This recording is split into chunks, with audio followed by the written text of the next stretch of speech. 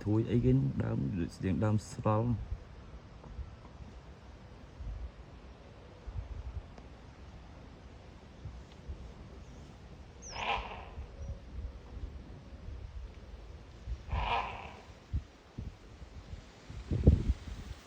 bên cu mến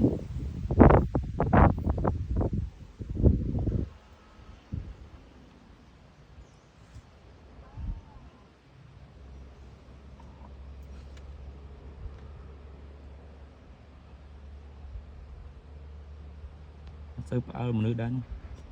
sang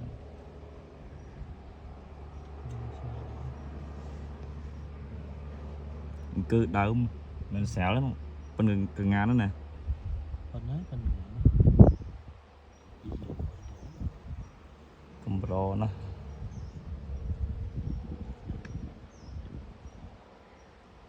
cái túi lộ so không màu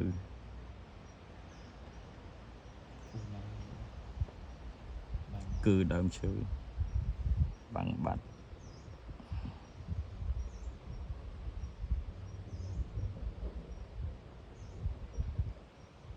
là một chồng cứ đi